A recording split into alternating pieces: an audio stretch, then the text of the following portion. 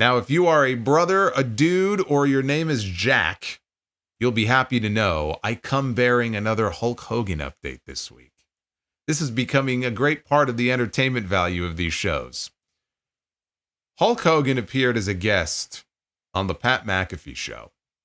And if you think wrestling fans are sick of hearing from Hogan, you should check out the comments on the video from all the non-wrestling fans, all the football fans who tuned into McAfee's show, especially during Super Bowl week, wanting to hear football talk.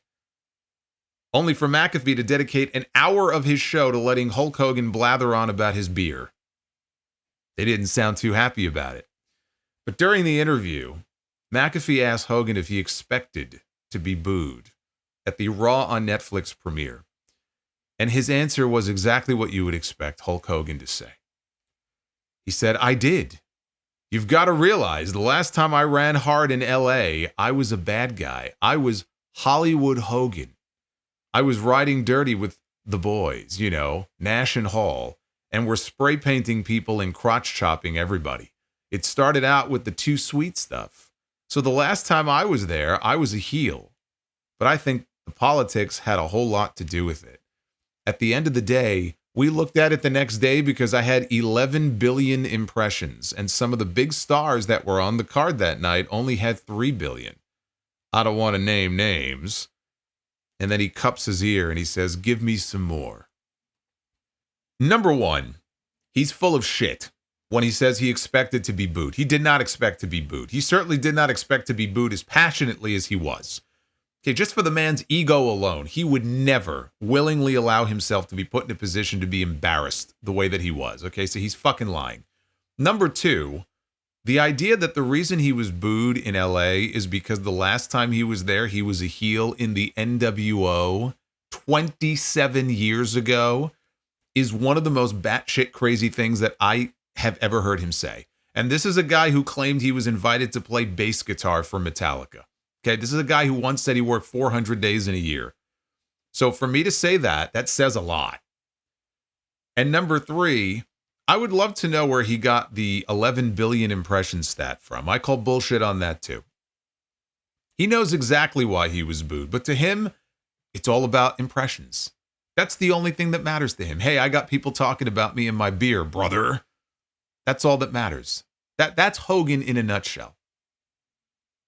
So when McAfee slipped in a mention that some other stuff may have also contributed to the reaction that he got, Hogan tried to play it off and move on. Like, I watched it. Like, he was trying to move on as quickly as possible. But he said, yes, of course, you do slip and fall a couple of times.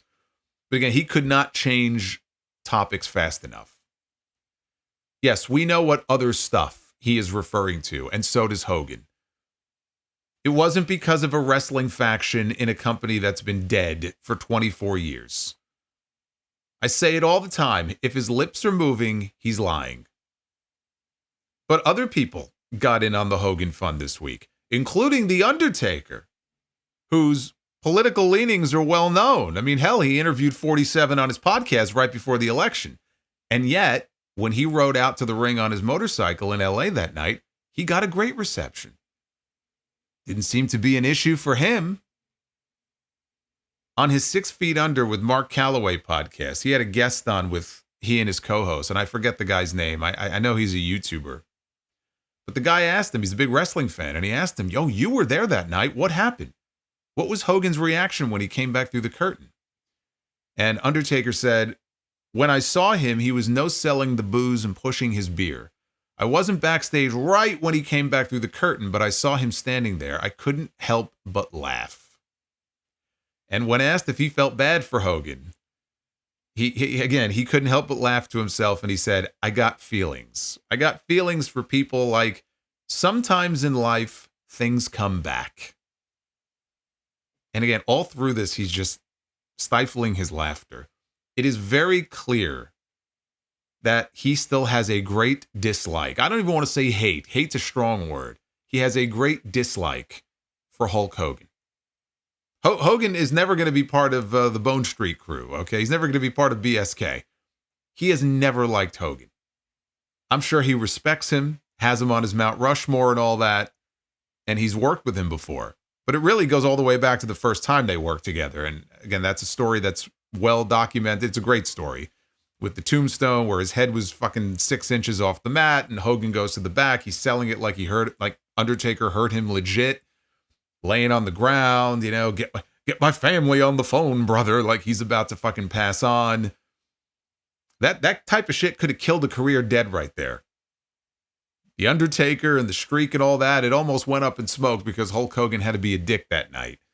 That was the Undertaker's when, he realized, and it wasn't until TV the next day or later that week or whatever, and someone showed him footage because he felt really bad about what happened. Thought he really hurt him on that tombstone. When he found out and he confronted Hogan and Hogan gave him some bullshit answer, like that was the beginning for the Undertaker. That's when he knew what kind of person Hogan was.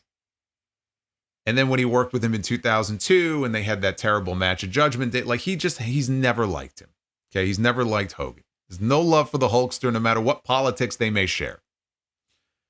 Later in the episode, he talked about the idea that fans had become disillusioned to Hogan because he wasn't the guy that he was portrayed to be.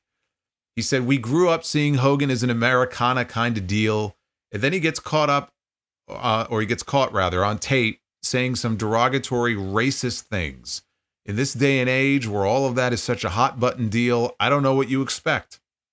I think you know that they're going to react, and they're not going to react in a positive way. No, they're not. And it's not because he was in the NWO.